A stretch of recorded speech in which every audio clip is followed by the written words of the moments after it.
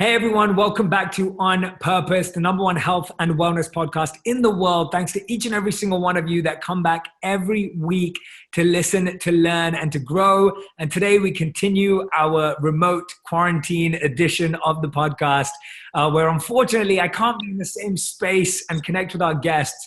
But I'm so excited for today's interview. I think it's going to be a topic that I know resonates so deeply with so many of your hearts. I know that I've been trying to share insight on this topic for a long time, but I truly believe that the research and the insight that today's guest has garnered from the work that she's been doing is probably going to give us the deepest look into this incredible topic. So today's guest is none other than Katherine Schwarzenegger Pratt, a New York Times best-selling author, animal advocate, daughter, sister, wife, and stepmom. As a passionate animal advocate, Katherine works as an ambassador for Best Friends Animal Society and the ASPCA, lending her time, voice, and energy to spread awareness about animal rescue. As an author, Katherine has skillfully translated her own personal experiences into all 4 of her books that speak to her generation.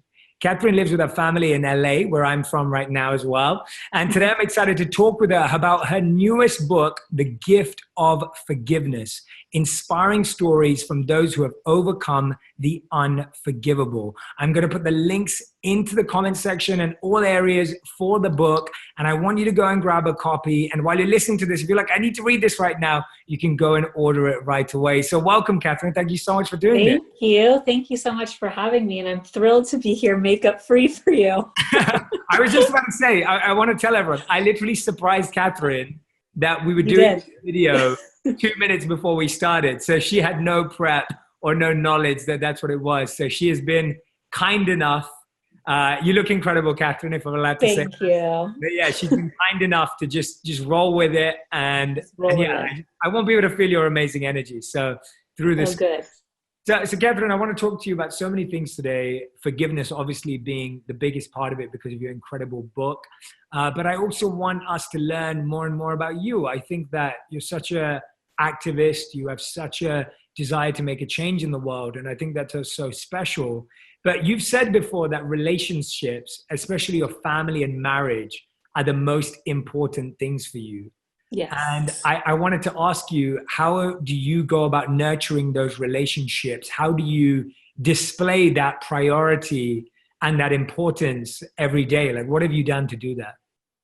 I think quarantine has been like a very unique time to really nurture a lot of those relationships. And it's been one of the silver linings that I have found personally in just being at home and having some extra time to really connect and make an effort to reach out and talk to my cousins. I have a ton of cousins. So for me to be able to have time to FaceTime a lot of them when I normally wouldn't be able to as much, and just really spend a lot of time connecting to my family, my husband, my cousins, my uncles and aunts, my parents, of course. I come from a very close and tight-knit family already.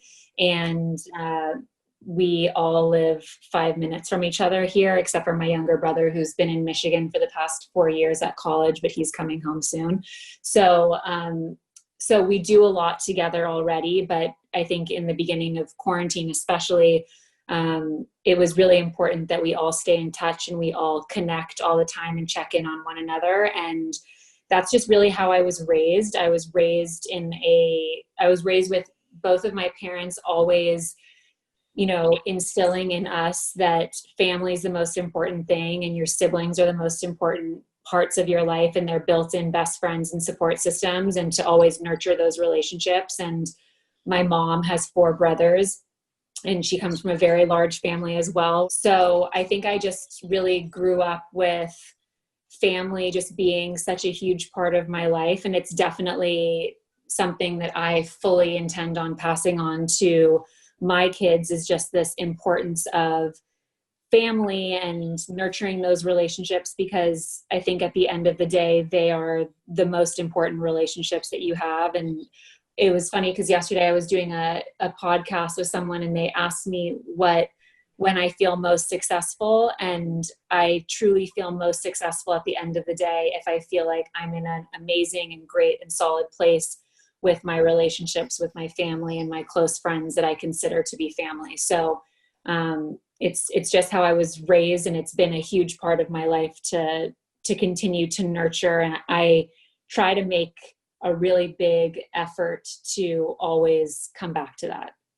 That's amazing. And you're expecting right now too. So it's not I am. before you share all these incredible lessons with your baby. What's that is that the biggest lesson that you want to pass on to your children, or is there something else that you've kind of reflected on during this time?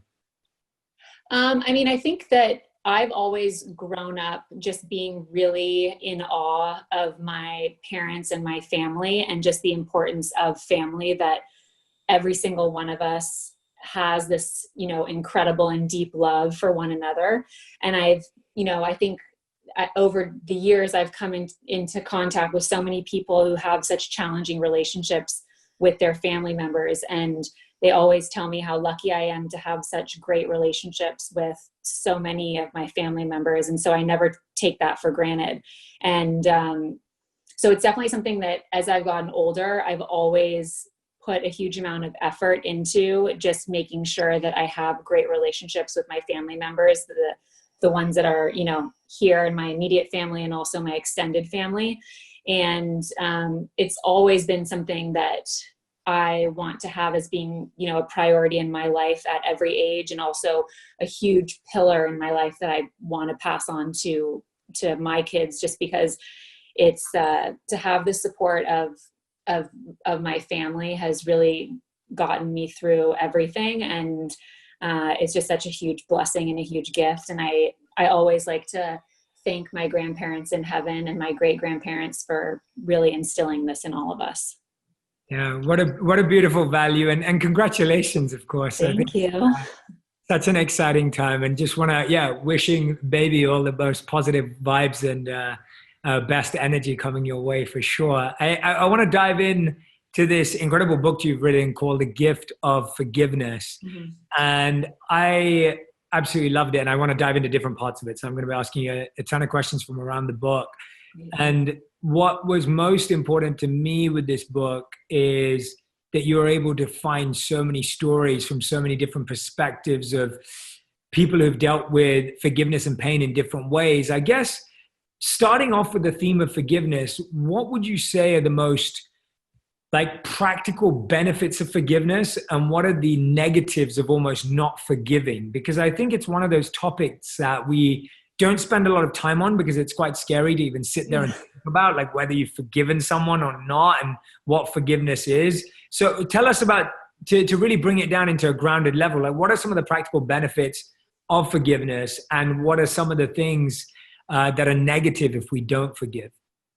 Well, I think the biggest benefit of forgiveness is really freedom. That was something that I really came to learn very quickly when I was doing these interviews for my book. I interviewed over 20 people, and, as you were saying, they are all from different walks of life, different backgrounds, different experiences. And that was really important to me, because I think it's really telling of how complicated forgiveness really is. And, some of us practice it very easily, while others take a very long time to practice it. And some people struggle with it their entire lives. So I think the overall feeling is that when you're able to practice forgiveness, you feel this enormous freedom and sense of relief from carrying around this, as many people that I interviewed called it, this cloak of anger and resentment and bitterness every single day, and hatred towards somebody or a situation. And then also this underlying theme that forgiveness isn't about you and another person. It's really only about you. And it's a gift that you give yourself. And that to me, in my own forgiveness journey, was probably the most impactful shift to make, was this idea that, I don't have to wait for someone to come to me and ask for forgiveness. I can do this on my own, and I can take my own power back, and take control of my life, and give myself this gift of freedom and forgiveness. And that was really empowering to me, because I think a lot of people, including myself, you go through these phases in your life where you don't, of course, talk about forgiveness, and you don't know what it means to you and what the role that it plays in your life. And, sometimes we think that forgiveness is an act of weakness or an act of betrayal of your own hurt. And to hear the 22 people in my book, and also to talk to so many other people about forgiveness, and to really acknowledge that it is such an empowering act of, of us taking our own power back and control of our own lives and giving ourselves that gift of freedom from the pains from our past is such an amazing and life-changing thing to do.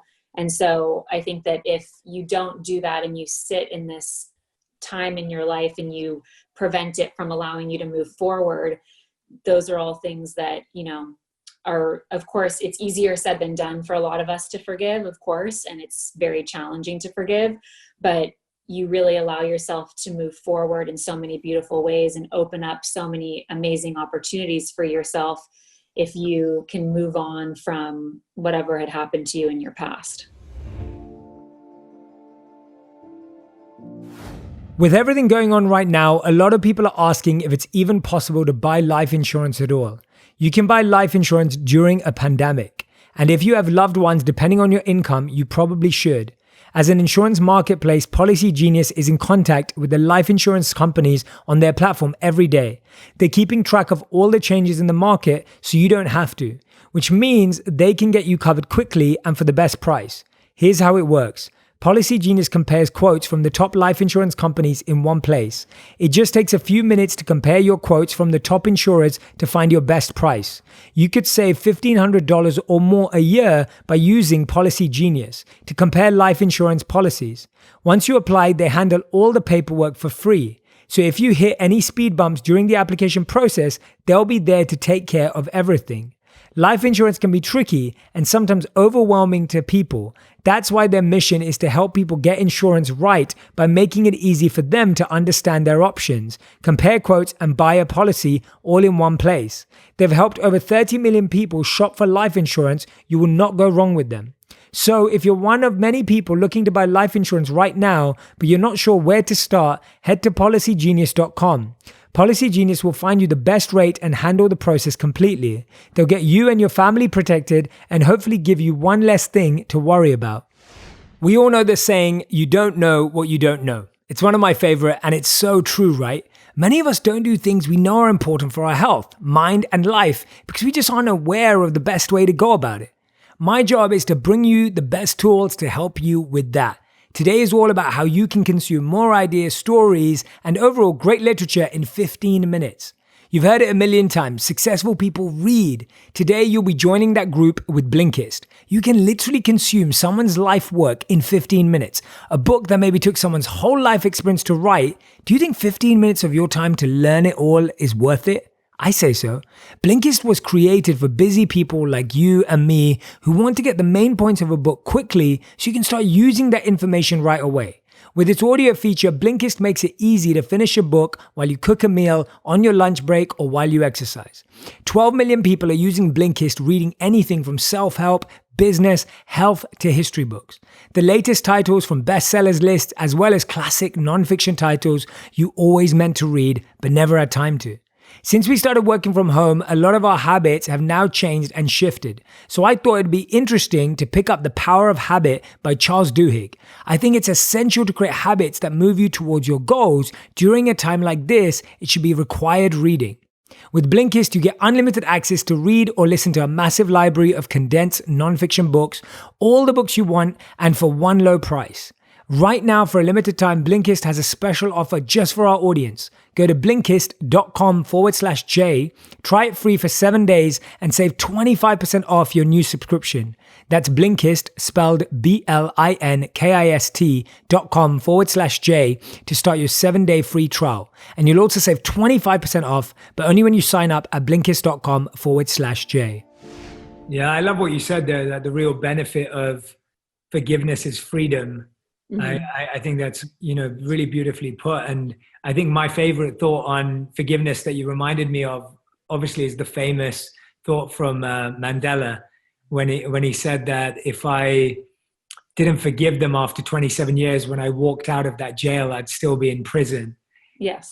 And for me, when I think of that, you just think, wow, like we don't realize how much not forgiving someone keeps us in a prison and keeps us feeling like we're locked and trapped and we can't live our best, fullest, freest lives. And when you really envision that, it's like when you visualize that, you're like, wow, I'm actually trapped. I'm in a prison. Like that, the word freedom is so liberating. Mm-hmm. And I think that's what you find when I was hearing the stories or reading the stories in your book. It's like you see how liberating freedom was for people, how forgiveness was for people, and how it literally felt like they could soar and fly after that.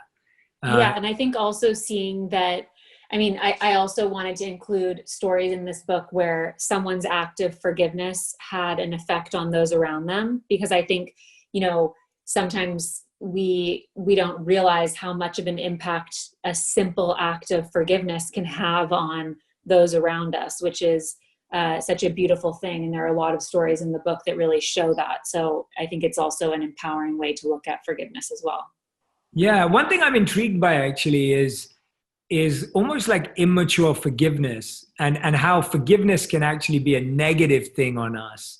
Because what I mean by that is, so many times I feel like, well, oh yeah, I forgive them. Like, I'm over, like, it's okay, like, oh no, it doesn't affect me anymore. And we, a lot of us experience that with forgiveness, and almost that has a negative effect too, because we say that, but then our actions are different. We're still checking their Instagram profile, or we're still reading about their life and we feel a certain way, or we're looking through our past or looking back at our past constantly. Tell us about how forgiveness in the immature, or I don't know what the right word is, or the more instant sense isn't necessarily as useful. And what have you learned about that whole thing? Because I think so many people try and forgive earlier than they can. 100%. And I definitely am guilty of that myself. I remember when I first started wanting to write this book and embarked on my journey writing the book,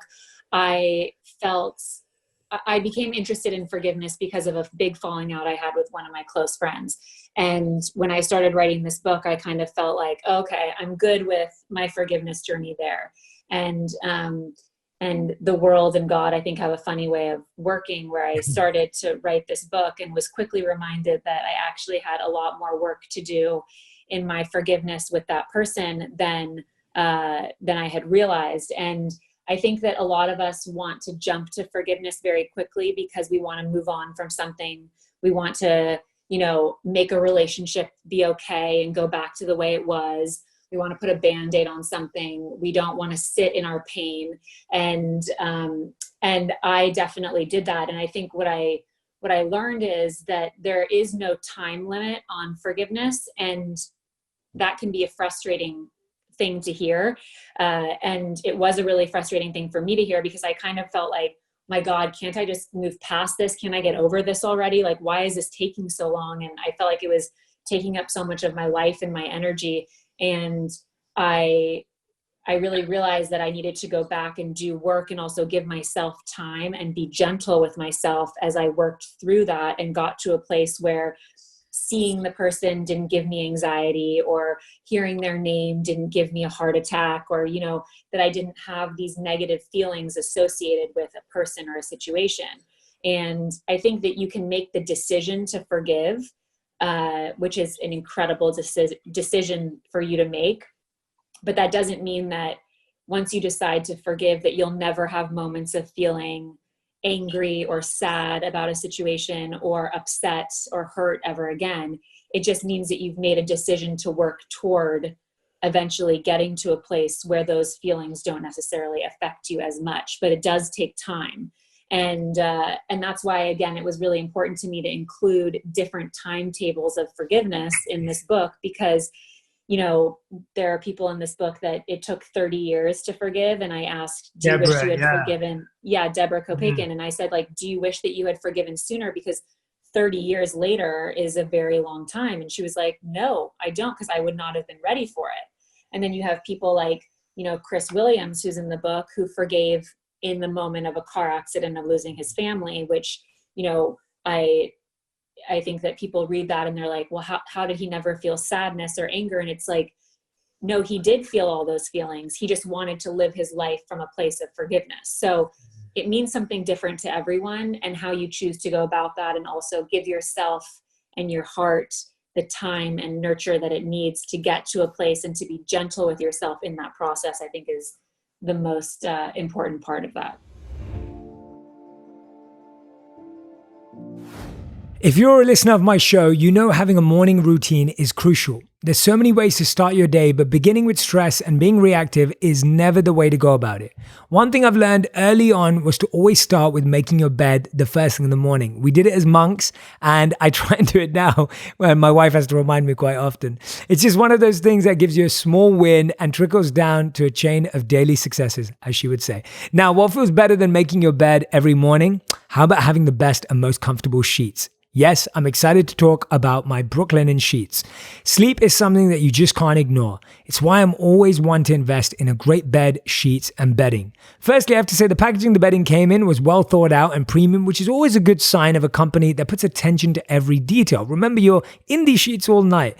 My wife and I simply enjoy the cool, breathable feeling to the sheets. My skin is often sensitive to certain materials, but I feel like I'm resting on a cloud with Brooklinen sheets. They're great for the summertime because they're super light and airy. Brooklinen was founded in early 2014 by husband and wife because they wanted to find beautiful home essentials that didn't cost an arm and a leg. Today, they're on a mission to make you comfortable. All luxury products without the luxury markup, and they have such a huge selection, you'll find something tailored to your specific needs. I appreciate their friendly Brooklinen reps that are always ready to chat about and any of the questions that I have to make sure that we get exactly what we need. They have over 50,000 five-star reviews for a reason, and I'm one of them. Let's bring more joy to making our beds in the morning. Brooklinen sheets are the perfect place to start making your mornings great. Brooklinen is so confident in their product that all their bedding comes with a lifetime warranty. Get 10% off your first order and free shipping when you use the promo code ONPURPOSE, only at brooklinen.com. Brooklinen.com for everything you need to live your most comfortable life. Since summer is approaching, I'm sure you're looking forward to working out more and supplementing your eating with great health supplements. I found about this company from watching some of my favorite plant-based fitness channels on YouTube.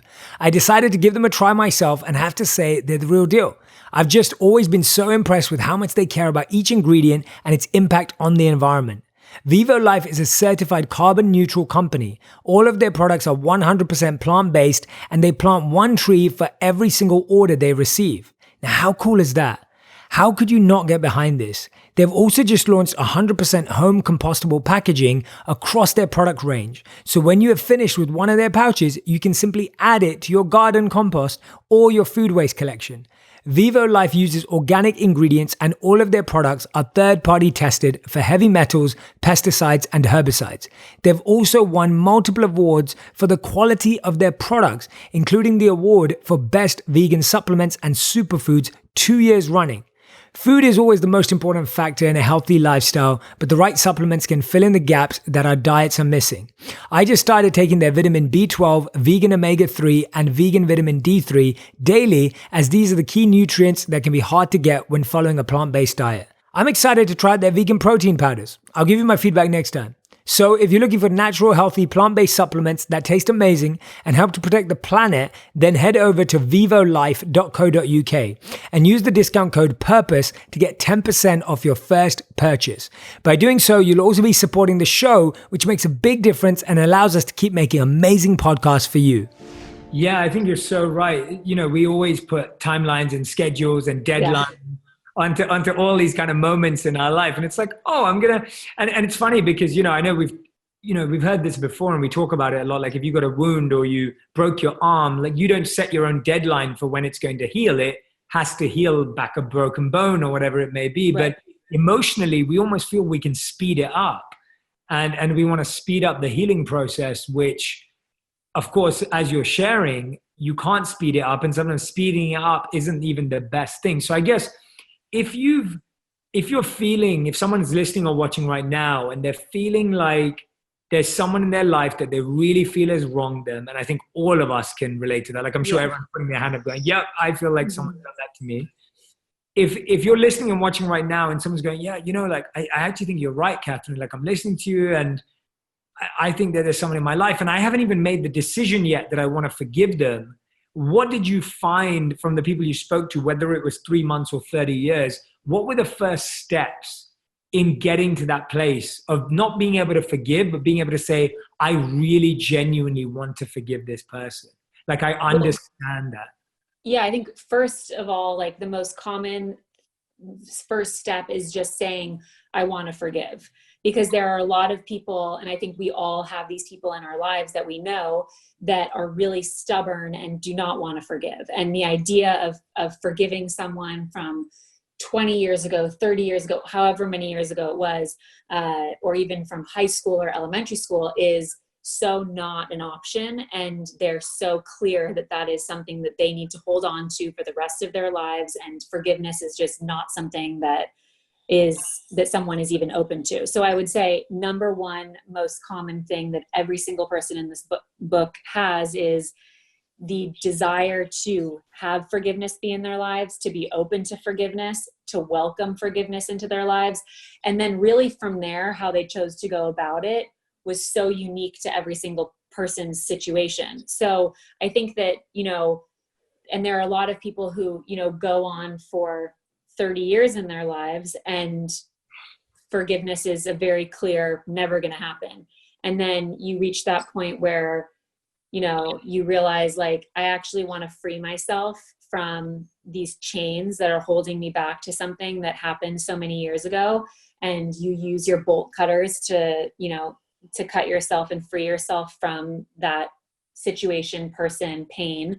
But I also think, when you're talking about people listening to this and thinking of someone or a situation, it was really interesting to me because when I was doing this book, I was writing it and people would say to me, oh, so what are you working on? What are you like writing right now? And I would say, oh, I'm working on a book. And they'd say, what's your book about? And I would say forgiveness. And to see people's reactions to hearing the word forgiveness and just hearing about the topic was so fascinating for me as someone who was interested in forgiveness and also writing a book on it, because people that I've known forever would stop and get really serious. Some would break down into tears. Some would get really serious and say, oh, okay, I haven't even thought about that for a really long time. Other people would be like, oh my gosh, I have so many stories about that, about struggling with it. So every single person has an experience or an encounter with forgiveness or the opportunity to forgive. And we're all in different places of our journey with that. And it's really interesting to talk about it with people, because some people will say, oh, I've forgiven people, I don't have anybody to forgive. And then you start talking about forgiveness and they're like, oh wait, I'm actually really mad at this girl from 8th grade that hurt my feelings that I actually didn't even know is taking up so much space in my life. So that's why I think that it's such an interesting topic that, as you were saying before, we don't talk about because it's not a pretty or a glamorous topic, but it's such an important one because we do all experience it. Yeah, 100%. Like, I think you're spot on. It's 100% hit rate of the amount of people who would feel this way. And one of the things I see that I find so interesting is that we almost feel like forgiveness is something that someone has to achieve. Yes. So we have this belief that if they right all their wrongs, or if they apologize enough, or if they make it up to me, or if they change their behavior and say, I'm sorry, it's almost like we want someone to achieve forgiveness. Whereas the way you talk about it and the way the people in the stories that you're telling and have experienced talk about it, it's not so much that anyone's achieving anything. It's more so that you're actually receiving forgiveness yourself. Like, tell me about that process, because I think we have so many expectations on the person we're forgiving, whereas your method and the experience that people are suggesting is, it's like you said, it's so much more about you. It's not really about the other person achieving it or creating it or working towards forgiveness from you.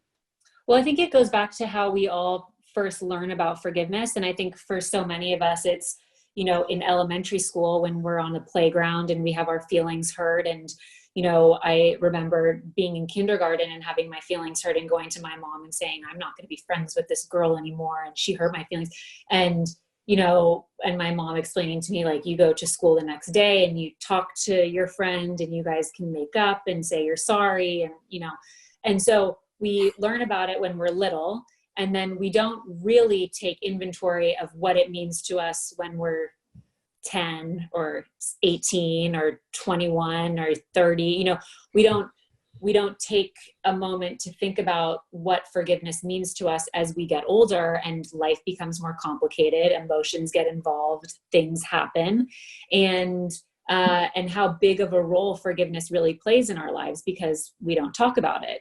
So I think that, you know, it's important to really make sure that we are doing check-ins with ourselves because, you know, I'm 30 right now, but what forgiveness means to me can be something completely different than what it will mean to me in 10 years from now or 5 years from now. And I know that I'll be able to draw inspiration from the stories in this book to help get me through. But I always consider myself to be a student of forgiveness because I'm definitely not an expert or a master of forgiveness. But I have just found such tremendous help from listening to other people's journeys and experiences and being able to realize like, okay, I'm not alone in my struggle with this. And I can take as much time or as little time, but just having the desire to free yourself from, you know, being stuck in the past or allowing something to take up anxiety or place in your mind or your life or your day is to want to free yourself from that is such a powerful thing to do. And it's something that everyone in this book has talked really openly about.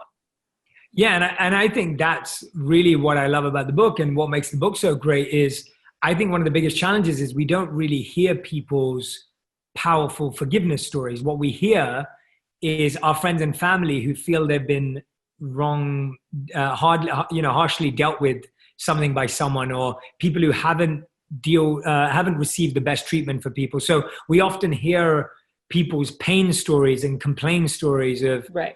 Oh, I can't believe he or she still hasn't forgiven me. I'm sorry, you know, they hurt me so much. They treated me so badly. Whereas when you're sharing these 22 stories of people who've gone through the journey, I think just hearing them, just reading them, just being aware of them gains so much perspective for us. And like you said, makes you a student of forgiveness, which it seems like it's really the first stage. It's like when you start studying forgiveness and you start seeing people's journey, you start saying, oh, there are people who've moved on positively from this.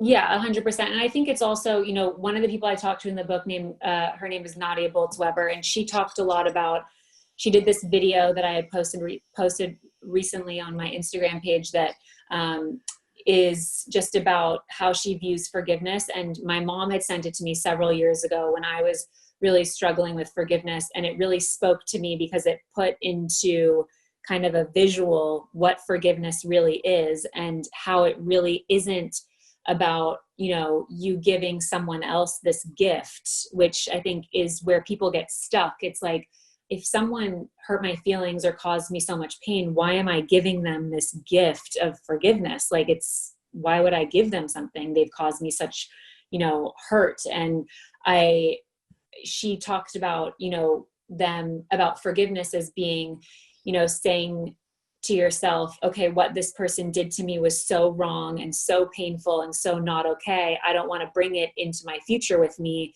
and to take these bolt cutters and cut yourself free from that person or a situation so you can allow yourself to have control over your own life and have your power back. And so I think she also talks a lot about, you know, people staying in this victim mentality of spinning in this story that we all tell ourselves of, this was, you know, done to me. I can't move on from this. This person caused me this much pain. And this idea that you don't need to wait for another person to come to you and say, please forgive me. If they do, that's an amazing thing to have. And I also included people in this book who had asked for forgiveness, because that was another important thing that I include in this book, because I think we've all been there, and we all, or maybe at some point in our lives will be there, where you know, go to somebody and ask for forgiveness, and it's not always granted, of course. And Ron Hall talks in this book a lot about asking his wife for forgiveness after he was unfaithful to her, and how he was convinced that she would absolutely not forgive him. And what a huge blessing and a gift her, as he called it, Christ-like forgiveness was for him and his life and their family, and also so many people around them. But to really, I think, take a moment and realize that it's not about you giving somebody something or you giving someone a gift at all. It's all about you giving yourself that gift and that freedom. And if someone comes to you later in your life and says, will you forgive me? Then you've done the work already, and you can tell them, I've forgiven you, and you can have that, which is such an empowering position to be in, and such an empowering action to go through, is to be able to say to someone that you forgive them, and to know that you weren't waiting for them to come, but it's just the icing on the cake that they did, which is such a beautiful thing for a lot of people to experience. But I think if you end up sitting there and waiting for someone to ask you for forgiveness, you can be waiting a very long time. Yeah, absolutely. I mean, I can definitely relate to that. A long time ago, probably like 14 years ago, I was a part of a youth organization, and I was a leader of a youth organization in London. And I remember being told that I wasn't tough enough as a leader, in the sense that I wasn't able to like be a director and a dictator because I was too kind and too soft, for a better word, is what I was told. And my style, me as a human being and raised by my mom and everyone, I've always been, I'm okay with being like, yeah, I'm soft. Like that's, the way I like to guide and facilitate growth for people has always been through love and kindness. And I believe love can be assertive too. But on that day, I was 18 years old, I'm 32 now. And I decided to exercise my authority on someone with verbally, but in using words that I would never have said before, like, and it wasn't that it was swear words or rude words. It was just forceful and very directive and just totally out of character for me. And I remember that person was so offended. And I remember trying to call them to apologize. I remember sending them emails to apologize. I remember like going through people that they knew to apologize, and they never accepted my apology till this day. I've never spoken to them ever again. And not because I haven't wanted to. And it's one of those moments. How do you heal yourself from that perspective when you feel like, what did you find from those stories from that side? You're saying like, again, like for those people who feel like they want to apologize, and they may not be able to see that person. Sometimes that person's passed away or moved to another country, and you're like, wow, the last thing I said to that person was the worst thing I could have said to them. And now I can't even change what I said to them. How have you seen people heal that from your studies and research? Well, I think self-forgiveness is a big theme that we talk about in the book. And it's, I would say, majority of people say that self-forgiveness is oftentimes the most complicated and challenging act of forgiveness that you can go through. And it is, you're your own toughest critic, and you will criticize yourself until the end. And we get, stuck in those patterns of, cycling over stories or beating ourselves up.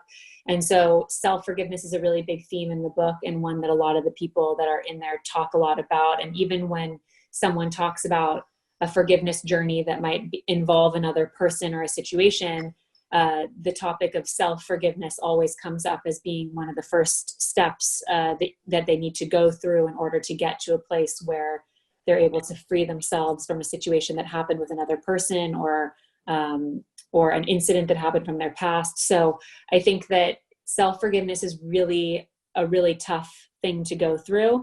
And for your forgiveness journey, no matter if it involves somebody who's alive on earth that you can go and talk to, someone who you can't talk to for whatever reason, someone who's passed away. There are a lot of different methods in this book that people share and have shared about, writing a letter, confronting somebody, not doing either, picking up the phone and calling somebody. It's really so personal to every single person's journey and experience. And it was interesting because I had written the book and I was kind of, ready to go and set with it. And I had this, I had dinner at my mom's house, and she always likes to invite over interesting people for interesting conversations. And she invited over this man named Rabbi Later, who's a big rabbi here in Los Angeles. And he was asking me about my book, and we got into a whole conversation about forgiveness. And he was telling me about forgiveness in Judaism and this process that they have in the Jewish culture of when you ask for forgiveness, that if you ask 3 times for someone's forgiveness and promise to never do the behavior again, and also show the steps that you're taking to never have that behavior come up again, and the person on the third time still chooses not to forgive you, then that burden or sin is now on them. And so I thought that was such an interesting way to look at forgiveness, because, you know, some people, no matter how many times you called that person that you lashed out at, they never want to talk to you again, because it's almost like a power thing for them to be able to hold that over you for the rest of your life. And they know that you're a really kind and compassionate person, and that's going to drive you crazy. So they like to do that. But to be able to have the ability to say, you know what, I tried my best. I did the work. I know myself that I'm never going to do that again. And I've, you know, done the work to really evaluate why I behaved that way and why that happened. And you're a changed person, and you won't repeat that behavior. That's really, at the end of the day, all that you can do in order to allow yourself to move on and practice self-forgiveness. Absolutely. That's some really interesting insight. I didn't realize that from the I know, it was so fascinating. That's really, really interesting. Yeah. And I can see people misinterpreting it too at times, but it's a powerful principle. In essence, it has a lot of truth in it that I can see would help a lot of people with that process. Yeah. One of the other things that fascinated me, that when you talked about in the book, was what was it like for you to sit down with Sue, you know, the mother of one of the people responsible for the Columbine shooting? Like, I feel like just even sitting in that presence and having that conversation, I'm sure it, you know, I don't know, maybe it was a heavy atmosphere, maybe it wasn't. I don't know what did that feel like? Like, what was that process like for you? Well, my conversation with Sue was fascinating and also really moving. And it was, you know, again, for me, when I was coming up with my list of people for this book and different stories and situations that I wanted to include, I think that, you know, we hear about incidents that happen on the news and shootings or horrible things, and we go immediately to thinking about the people who've lost their lives and, you know, the victims and how terrible all of that is.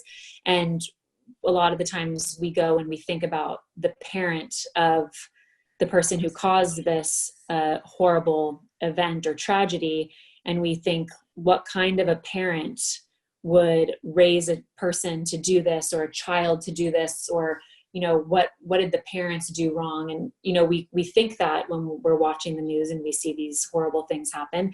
And so I wanted to hear from her about her forgiveness journey, just, you know, having people come up to her and say that they forgive her, and also what her own personal forgiveness journey was like. And it was one of the toughest interviews to book by far, but one of the most moving and eye-opening interviews for me, because I really wanted to just listen to her and absorb all the information that she was saying and just hear what it's like to be in her situation. And it's such a terrible and unique situation to be in, but also to see what she's done with being put in this situation, I think is amazing. And she, you know, does a huge amount of work on suicide prevention and educating parents about signs and warning signs to look for in their children for depression and bipolar and just, you know, different things like that.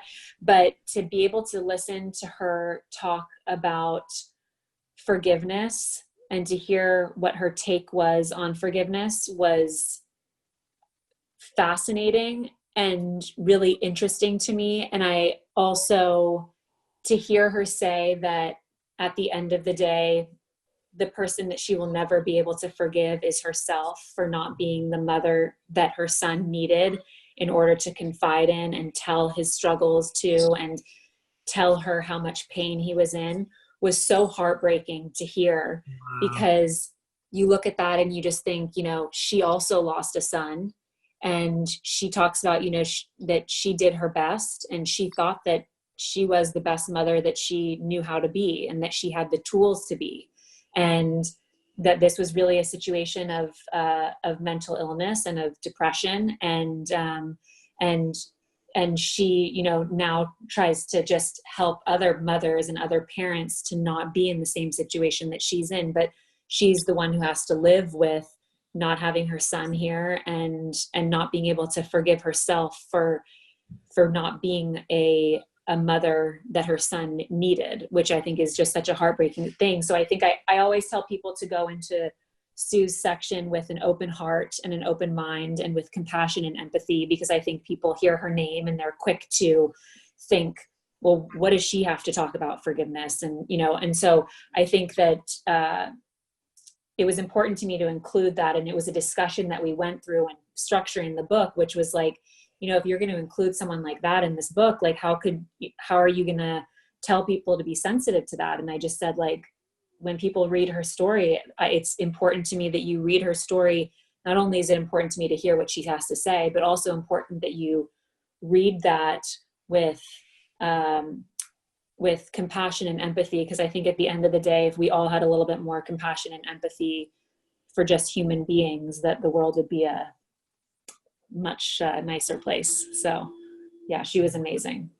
Absolutely. I mean, that's so well explained. That's, you're so right. And I'm so glad that you took the leap of faith in sharing her story, because just what you shared now about how, you don't expect that coming out of it, like that she's struggling to forgive herself for not being a parent, that, and it's interesting how much sometimes we can reflect so much of other people's challenges and choices onto us and take that as our own burden almost in how we function through forgiveness. And you're so right that there is such a need for all of us to extend empathy and compassion in places where you can't understand it or you don't see it obviously. And that's sometimes where people need it the most.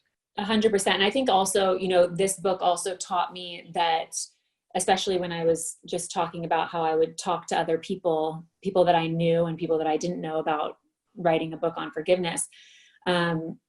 It really taught me that the way that we interact with people, we go through, especially prior to quarantine, we go through our lives and we want to just get, the next thing done. We want to get our coffee, our salad. We want to get things to go really quickly. And we don't, where we get mad when someone doesn't do something right, or we lash out at somebody.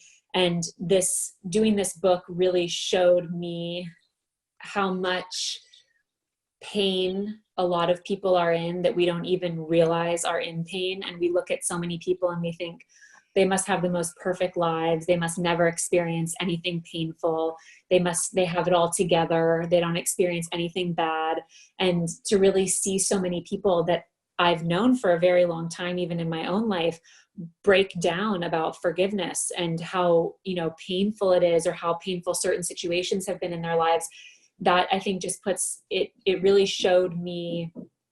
My mom raised us 4 kids to always try to be extra compassionate and empathetic to interacting with people, especially strangers.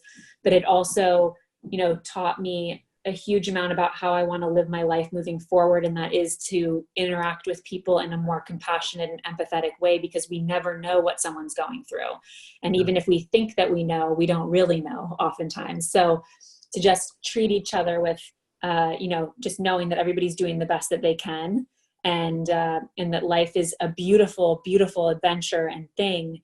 And it's incredible, but it's also for a lot of us has moments of being very challenging and very painful. And so doing this book also taught me a lot about that, because I just met so many people and interacted with so many people who are just really struggling in their forgiveness journey, and that really feel like this book has helped them, which is such a huge gift for me to hear. Yeah, I can only think that's exactly what the book's going to achieve, because I think when anyone reads it, you immediately start recognizing that there are so many stories within stories within stories behind right. someone's story that you see. And you're so right that, when you see stories in the news, or you see stories in the headlines, or stories of people that you read all the time, it's really easy to feel like you know them and make a judgment. Right. But actually there's just so much more subtext, and there's just so much more hidden in between that. And the book really, really shows you that. Thank you. Like you're helping us realize the layers of a human. And I think that's often, well, you are, through the book because I think often it's just a patience thing. It's patience to understand. It's easier to label people, right? It's easier for the mind. It's easier to process. It's easier to make quick decisions. It's easier. And so we like to box, label, divide, create quadrants, whatever it is, put people into different sections. And that's obviously a useful skill for certain areas of our life. But at the same time, it can be so damaging for our mind in creating real relationships and creating human connection. I think also like with social media, it makes it also, I think, a lot more complicated. I think social media is such an amazing thing that we have and such a great gift. But I think it also allows people to be, very critical and very harsh and say things very quickly because it's the nature of how our society is now. And instead of just trying to spread positivity and light and be supportive of one another seems like for a lot of people, it's much more challenging. Yeah, for sure. For all of us. And I'm aware that being present was a big goal for you this year, like meditating for 10 minutes a day. Tell me, have you started noticing any changes? Like what's that practice been like?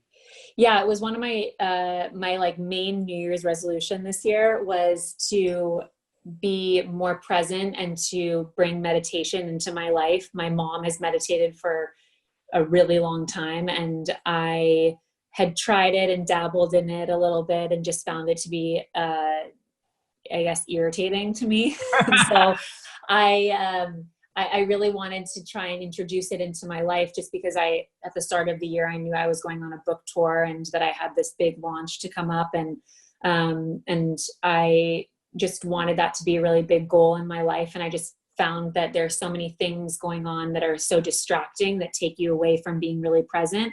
And that's another thing that a big theme that's come up since we've been in quarantine is just this silver lining of being able to be really present in life. And while you're able to, work and do a virtual book tour and connect with people like this, you still have the ability to be present in ways that we would never really give ourselves the time to be present in.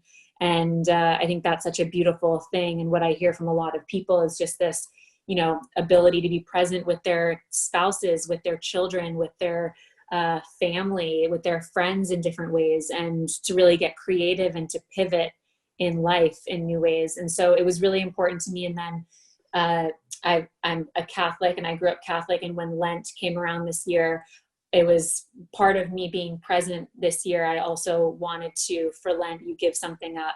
And I wanted to give up control and controlling certain situations. And this quarantine came very quickly in that.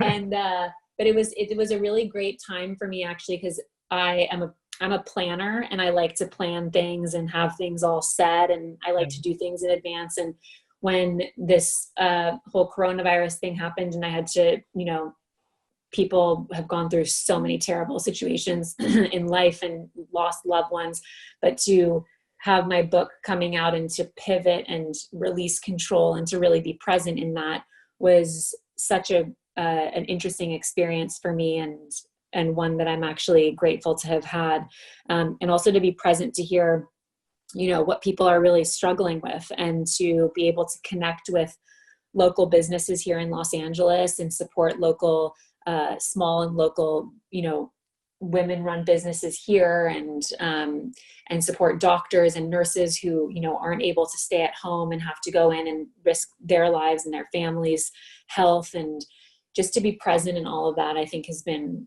really eye-opening for me as well. Yeah, what a way to learn that lesson, right? It's like you ask for very quickly. Yeah, you ask for something and it's like, okay, here's the most extreme version of it. Right? Wow. Yeah. Thank you for sharing that. Thank you so much. All right. So we've only got a few minutes left and I want to be respectful of your time. So we're going to dive into what's known as the final 5 of our podcast. So we do this segment at the end of every episode, and it's questions that need to be answered in 1 word or 1 sentence maximum. Okay. So it's our fast 5 round. So the first question is, what accomplishment in your life would you say you're the most proud of? Relationships. Awesome. Okay, this is the next one. What's something you once heavily pursued that you no longer care for? Stuff. Fair. What's the thing you've missed most during quarantine that you can't wait to get back to? Hugs. That's such a good one. Oh, I love that one. That's so true. That is so true. Mm-hmm. Okay, brilliant. All right, last two questions. This is one of my favorite questions. If you could create any law that everyone in the world had to follow, what would it be? Kindness. Nice. And fifth and final question, what was your own biggest lesson that you learned from the last 12 months? In one word? No, in one sentence. Like okay. Yeah, give me one sentence. You did very well on the one word. Thank you. I was impressed. I was going to say, this is the first time someone, like, I think you're one of like the 3 people that have ever followed the rules. So I really appreciate it. I know, I'm like the typical oldest child following all the rules. I love it. What have I learned most about myself in the past 12 months? Yeah. I would say, honestly, the importance of connection and relationship all over again. I think it's, I turned 30 and I came out with a book and we all went through quarantine. And I think that those, and also expecting a baby, I think those are all big, and I got married last year. So those are all amazing. Yeah. What a great year. Yeah. So I think in the past 12 months, I would say that I really just be so grateful for connection in my life and for relationship and those ones that are really deep and meaningful for me. It's been great. Amazing. Thank you so much for writing this book, Katherine. The gift. Oh, thank you. Everyone. I'm going to end with actually reading some of Katherine's words that really moved me when I read them. If that's okay, Katherine, can I do that? Yes, I would love that. Amazing. So this is an excerpt from the book, The Gift of Forgiveness. And I wanted to end with it because it's just absolutely beautifully written. So here goes. It would sound much better in Katherine's voice, but you have to listen. No, you have a beautiful voice. So here we go. We've all experienced traumas that disrupted our lives and left us grasping for a restored sense of ourselves. Whether being betrayed by a best friend or spouse, losing a loved one to an act of violence, or surviving a terrible ordeal, we've all lived through events that have changed the course of our lives and presented us with the opportunity to forgive. I use the word opportunity because the act of forgiveness is both a gift you give yourself and one you can offer to another person. Now, this part I love even more. How you forgive, she doesn't say that part, I said that part. How you forgive, when you forgive, and whether you forgive at all are choices that will help shape the rest of your life. And I just thought that was so beautifully put, because I think those are the choices we struggle with the most. How you forgive, when you forgive, and whether you do. And this book really helps us navigate all types of forgiveness. So thank you so much, Katherine. Oh, awesome. Thank you so much for reading that. I love that. That was amazing. Thank you. No, thank you. It's been such a joy sitting with you today. And seeing as you're a recent meditator, I hope we can meditate together one day. I don't know how much you know, but I lived as a monk for 3 years in India. Amazing, I know. And I am a huge meditation fan. And I realized I teach meditation all the time at events or offline, but I'd never done it online much. And when quarantine kicked in, I was like, well, how am I going to help? What can I do apart from helping financially or supporting doctors and nurses around the areas I was in? And so I started doing meditations live on Instagram and Facebook, and we did 40 days of meditation. It was just amazing. Amazing. 20 minutes a day. And it was so beautiful. Everyone just felt so connected, and it was just people from all over the world just not feeling alone. It was so powerful. So I'm so happy to hear about your meditation journey. And I haven't worked up to 20 minutes a day yet, but I'll get there. You will. You'll be fine. 10's amazing. It's the way to start. I love it. Hey everyone, my name's Jay Shetty and welcome to my YouTube channel. Every week I'm sharing 3 videos that are going to help you feel more fulfilled, feel more happy, and more successful. Make sure you subscribe to this channel so that you can find out about the videos as soon as they launch. Press the like button and leave a comment, and let's keep making wisdom go viral together. Make sure you subscribe.